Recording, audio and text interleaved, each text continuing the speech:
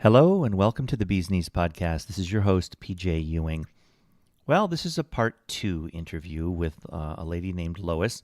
Lois lives on Staten Island and has gone through, well, the adventure of adventures. A lot of agony, a lot of misery, a long recovery that started way back in 2018 and is still going on now that we're into October of 2019, believe it or not. She will tell the story of her recovery to date. It's finally turning in the right direction, it appears, and we're here to catch up with Lois and see what's going on. But suffice it to say that Lois went through a total knee replacement, a manipulation under anesthesia where her patellar tendon was torn, then a recovery, then an arthroscopy, and now seems to be heading in the right direction. So this is the story of Lois Martano, and we certainly hope a final path to recovery. Welcome to The Bee's Knees, a podcast full of articles, interviews, clinical studies, and advice about knee surgery, physical therapy, and life after knee surgery. So this is part 2, but for those that are listening just for the first time, let's go back to the beginning and tell that tale again, starting with knee replacement all the way through today. Just give us a chronology of that. Could you, Lois? All right. Obviously, it was time to do left knee total replacement. And I had that surgery performed in December of 2018.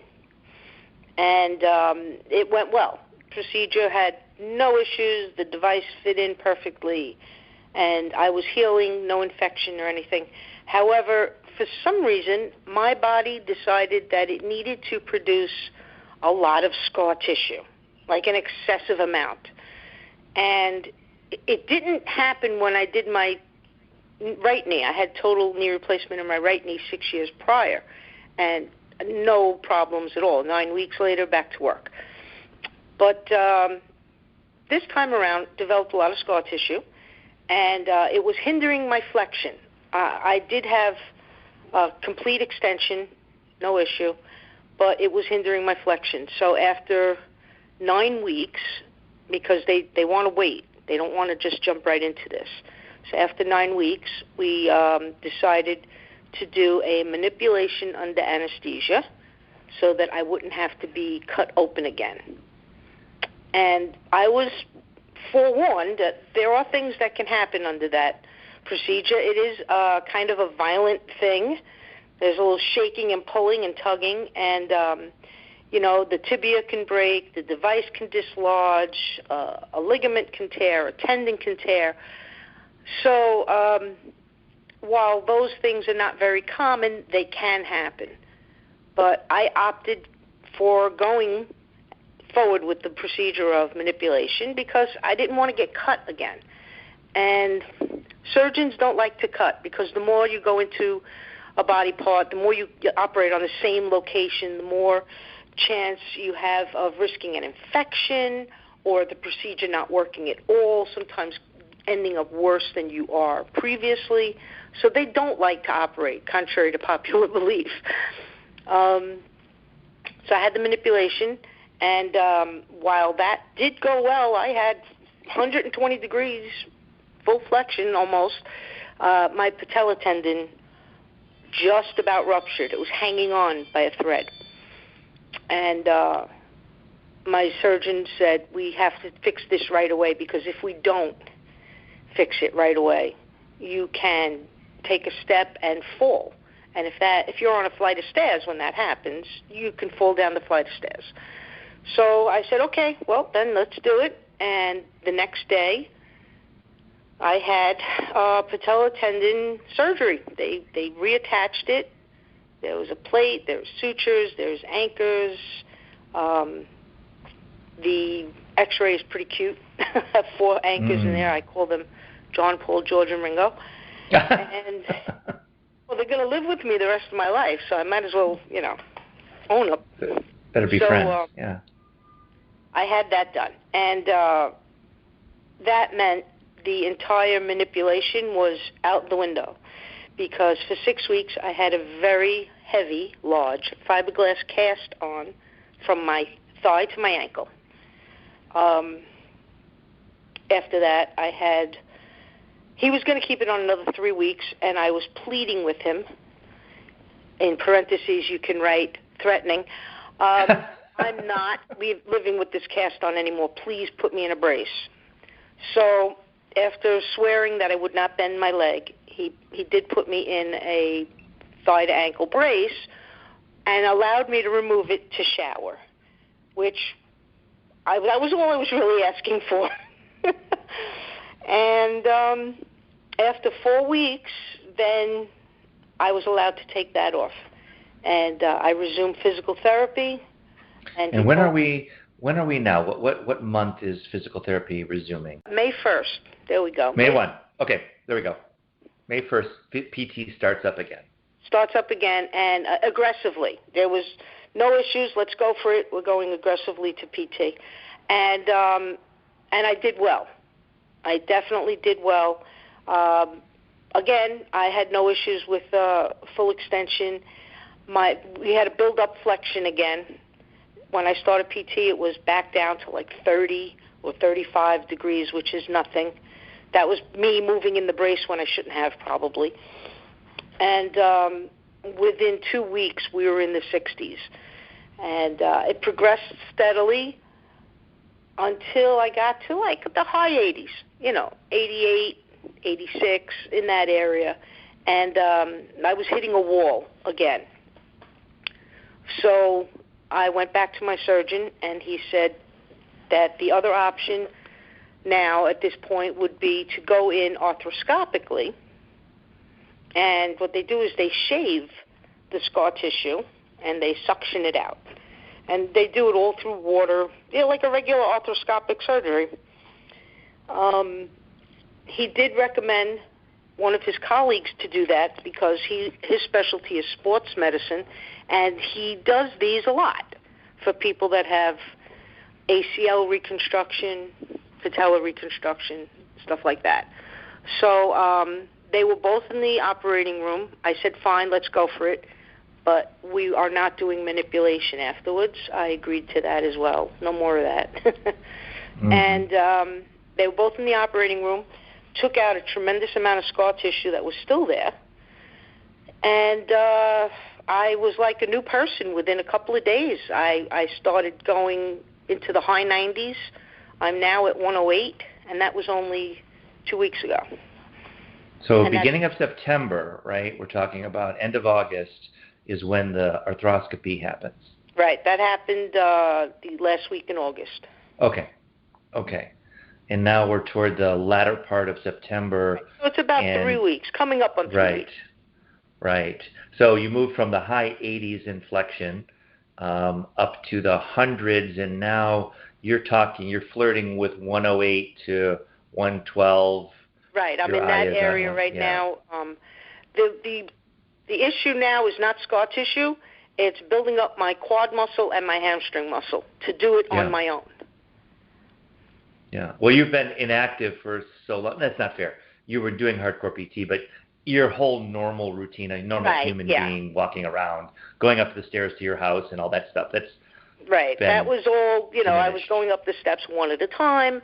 I wasn't really putting that weight that you put on. You put all your body weight goes when you walk up the stairs. It all goes onto that one leg. Yeah. And I wasn't doing that. Plus, I wasn't doing my regular exercises. My cardio and coaching. Those little kids will have you running. But it's and plus surgery. As soon as you have surgery, the atrophy sets in immediately. So we're 10 months into this, as we kind of joked that maybe $250,000 or so, right. in insurance money is being spent with all the stuff. And that doesn't count PT. Really? It would be even higher with PT? Yeah. Wow. I was that's not cheap. 4 days a week doing PT. As soon as the pool opened, I was in the pool, even if it rained. As long as there was no lightning, I was in the pool, bending and stretching and pulling and kicking and, anything that you can think of underwater. Okay, so let's go through the numbers just quickly. Lois and I redid the numbers together just to make sure we were accurate. The total knee replacement cost about $90,000. The patellar tendon repair was $100,000. The arthroscopy, $70,000. Physical therapy was at minimum, bare minimum, at least $40,000, and that equals $300,000. And Lois knows this because she's got the receipts from all of these invoices that came into her insurance company, and she was able to kind of recheck her numbers. And that's probably even a light estimate of as to what this really costs. So you can say she's got the $300,000 knee. I think I have almost all the equipment in my house that they have in physical therapy. God. You could foam open up your own rollers clinic. And those that rope, that tugging rope there, you got to love that. I call it the Santa pull, like you pulling Santa's sleigh, Oh, yeah. But So you have, I mean, this is an extreme story, and you and I have said this before. You've had great surgeons, great people to work with. It sounds like you really like your PT people. Yeah. For whatever reason, you're the exception, right? I mean, you already had another knee done, and it was fine. So right. It's as odd as this situation seems. I've run into some people in physical therapy who are having scar tissue issues with a second knee. Well, this didn't happen with the first one. I'm like, yeah, me neither. It seems like other people are having that happen. I mean, not frequently. There were 3 in the 10 months that I've been dealing with this, or the 8 months of physical therapy. But they had the same thing. They were like, I built up more scar tissue this time around. It's taking longer. People whose procedures didn't go well, and they had to have revision surgery. That's a nightmare. So as much as I want to say, probably 90% of total knee replacements go well from what I've seen with people in physical therapy. I've also seen those 10% where there's an issue. Yeah. So I'm not as strange. I don't want you to also diminish what you've had to go through because, I've talked to a lot of people who've had revisions and we've helped them with our program, but, you've gone through a lot of what they have to go through, and you've had a succession of procedures. Yeah. And, this is serious, hardcore stuff that you've gone through with just the replacement, really. It's been 4 procedures since December, and when I saw the last surgeon that was going to do the arthroscopy, he said, well, this is the 4th time we'll be going into this knee. And I said, no, only 3. And then he pointed to a scar I had on my knee, and he said, you had arthroscopic on this knee. And I said, oh, my God, I forgot all about that. That was like 15 years ago. Mm-hmm. And they count that. They count that as going into the same place. So. Well, scar tissue was a result from that. It always is. And, there's almost this vicious circle of surgery, and that's why you were saying earlier they're reluctant to go in because if you're with the arthroscopy to go in, just did this 3 weeks ago, and to clean up and suck out scar tissue, well, there's a probability to create some. Yeah, right. So for me, my worry is I hope, Lois, I love you. You're awesome. I hope this is the last time we have to talk about this. But I will say, I really do. I don't want to talk to you ever again. No, I'm kidding. But I don't want to talk to you about your knee. But my fear is, I want to take you to the theater, and we're going to meet at the Staten Island Zoo with my kids, and we're going to have fun. But I don't want to talk to you about your knee. But my worry, again, is it's going to be your job to keep that range of motion once you get it.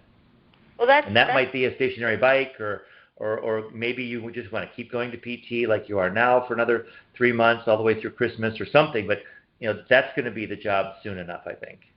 Oh, both my surgeons have recommended PT through the year.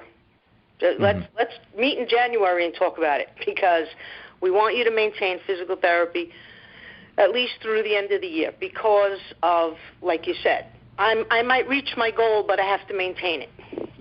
And I have I have a stationary bike at home, one of the old-fashioned ones, not electric. Mm-hmm. You know, got to do it yourself. I made it around. It was very funny. I was in physical therapy, and I was on the tall bike, as we call it, and I made it around backwards, and it was, you know, a shining moment. But 3 days later, when I made it around forward, when I got that forward rotation, everybody cheered. I've been there so long. They're like, they look at me when I go on the bike. They're like, is she going to do it today? You know, and if I get it, you know, once I got it, it was fantastic. But when I was like almost getting it, you know, they didn't want it. They would just turn away like, all right, she's going to tomorrow. She's got, you know, and I would see this, and I didn't say anything. I appreciated their support. But when I got it, oh, my God, it was like 15 people, and they were just, yeah, she's got it, you know. Oh, my God. Hey, wait a minute. Let's shout out. Who are these people? What is the name of this clinic? Okay. It was previously one-on-one physical therapy. They've merged with JAG Physical Therapy, so now they are JAG 1 Physical Therapy. They're in Jersey, they're in Manhattan, they're in Brooklyn, they're upstate, they're in Queens, they're everywhere. They are truly a one-on-one location. You know, they work with you. Your therapist works with you. Everybody, it's a one-on-one. They don't just push you off in a corner. Like my uncle gave me a horror story. I was mad at him because he didn't tell me this until way later. He had knee replacement, and it was okay, but he didn't get his full range of motion back, and I really think that he didn't do well in his physical therapy. And he told me, he said, yeah, I'd come in, they'd stretch and pull me for about 5 minutes, and then they'd tell me to go sit on the bike for 45 minutes. I'm like, well, that's it? You know, I mean, the place I go to, there's people that just sit with you and help you and go through this and make sure your form is correct and explain why you're doing this particular exercise and what part of the body it's going to help and how come you need to do a back exercise if you're rehabbing your knee. Well, like the old song, you know, the leg bone's connected to the thigh bone, that thing. Mm-hmm, yeah. Yeah, well, that's it, you know, and they're all very personable and knowledgeable and patient. Oh, my God, they are so patient because I have so many exercises. Sometimes I forget how to do this one or did I do that one already or how many times do I do this one? Is this 10 times, 10 seconds or 3 times, 10 times, whatever, you know, and they're very patient and they'll explain it again and everybody. I know this company. I know this company. It really is. I know. I've met the president and the creator, founder of JAG before. They are special. They have an attitude, and I've not been to the clinic, which is I'm sure on Staten Island near you. Is that? Yeah, there's a couple near me. I go to the one on Richmond Hill Road.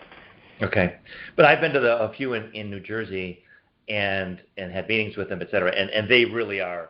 The attitude is great, and they're very inspirational, and there's a lot of energy. And I'll put links in the notes for this podcast, by the way, so that people can click and go there as well. Yeah, they're you know that attitude that they have, that uplifting attitude is very, very important because you know I'd be lying if I said I didn't have a little bit of depression going on during these last 10 months. I mean, it does get very depressing and you get downhearted and oh my God, am I ever going to get back to normal? And you know, I want to be able to sleep the right way and you know, I've gained weight because I haven't done my usual cardio. You know, I mean, that's depressing. That is depressing. I'm glad you brought that up, although I'm sad that you had to go through this, and I think that this is clearly light at the end of the tunnel time. But you are such a neat person, and you've got such a great attitude, and you've retired, and you're super active. And part of the reason I wanted to annoy you to do this again with another interview was that I wanted to see how you've dealt with the emotional side of this, because there isn't anybody with a stronger will than you, just period. But you've had to exercise all of that ability that you have to get through what otherwise could have been a really breezy, easy, done in February process. It Well, didn't turn that's out that way, and you've had to survive, 8 more months of this just to get to where you are now, and it's very admirable. I have to say. Thank you. I mean, I've spent my career helping people, and now all of a sudden I'm the one that has to say, can you help me get in the car? Can you help me come up the stairs? Can you go grocery shopping for me? I found it very hard to have to ask for these things, but I needed to, and it was, when my son came home for spring break last year, I was still in the midst of, I can't move, and I had the brace on. He didn't see me with the cast on. And he was like, Ma, what can I do? You want me to carry you? But it was very hard for me to ask for this kind of help. And, that also kind of adds to the emotional depression of it. But I had a great support group. My family's been they've been behind me all the way. They've been supportive of me. My friends have asked me to, keep up on Facebook what's going on. They want to know everything. They want to know, how much did you get today? Mm-hmm. So I've been making my posts on Facebook, and the inspirational signs that they put up at the physical therapy location are fantastic.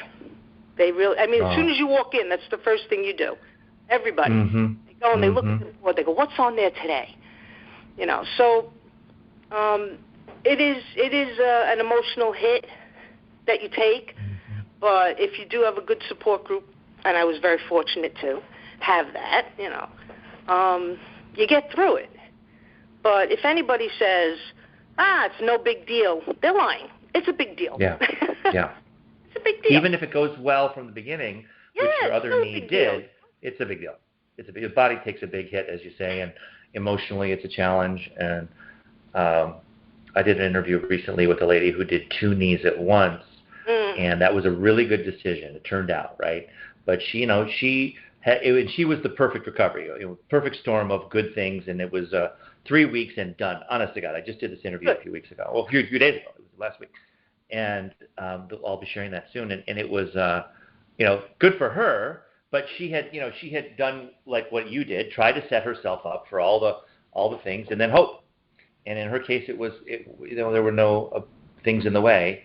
Obviously, you were thrown a giant set of curveballs along the way. Well, I hope this is the end of our series, Lois.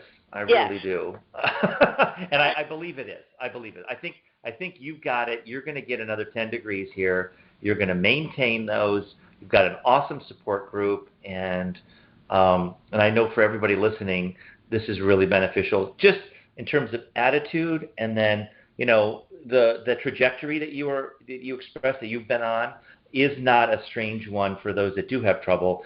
There is the manipulation, and then there is that if it doesn't go well, forget the patellar tendon and the tear. But if there isn't a problem along the way and you still don't do well, arthroscopy is the other answer, though it is the step along the way. And if arthroscopy doesn't do it, then they may find that they need to go in and replace the whole thing with a revision, right? And you're not going to get there. But this MUA, sometimes there's a second MUA, then there may be an arthroscopy. Have a second one, and it's been successful. They just needed that extra kick, no pun intended. But I did not, and my doctors both said it. They said, listen, we're gonna go in and do the arthroscopy, but we are not going to manipulate you after that. And I said, good, because while they didn't, seems like a good decision so far. Yeah, we've been keeping up with MRIs and X-rays, and my patella tendon is healed, and everything's in place the way it should be, and the device is fine. And we don't want to rattle the cage. I'm upping the number. It's a $300,000 knee officially, with all that work and more PT. Oh yeah. Easily. Wow. It's funny because even though I don't have to pay it, the insurance still sends me the bill just to give me the breakdown. Yeah, just so you know, lady, this is what you're costing us. Yeah, And I'll tell you, though, when people say, oh, doctors charge too much and they're overpaid, and no. They're not, because I couldn't fix this. Mm-hmm. Yeah. I've watched these surgeries on YouTube, and the intricacy is unbelievable. I couldn't do that. No, they don't make much money. Well, yeah, that landscape is changing, and I think, that's a whole other conversation. Yeah. But, well, Lois, thank you for this. This is great. I'm really appreciative of our conversations, and it sounds like you got it. We're all cheering for you. Thank you. And I do still speak of the X10 because I still think that's a fantastic device. I really do. And let me tell you, if I get to 115 and we hit a wall, oh, no. That thing is coming back to my house. Well, I hope you don't need the X10. Honest to God, I'd rather you just get this done and not need us. But if, we're here. We'd like to thank a few friends of the Bee's Knees podcast, including the Knee Pain Guru, natural solutions for chronic knee pain without drugs, shots, surgery, or painful physical therapy. For more info, visit thekneepainguru.com. We're also brought to you by X10 Therapy. And special thanks to Dr. Justin Trosclair at the podcast, A Doctor's Perspective Podcast. I'm Dr. Justin Trosclair, host of two-time Podcast Awards nominated A Doctor's Perspective Podcast. I interview doctors in and out of my profession about their specialties and the occasional non-doctor special guests. But we also go behind the curtain and see what's working for their marketing, overcoming struggles, practical knowledge, book choices, and relationship advice. Join me on any podcast app on your phone or visit adoctorsperspective.net for the show notes pages and free resources. I want you to have an abundant home life as well as a thriving practice. So come on, take a listen. The Bee's Knees podcast comes to you from our studio in Lower Manhattan, New York City. We're here week in and week out, shedding light on all aspects of knee surgery and recovery. To reach us, send an email to thebeeskneespodcast@gmail.com.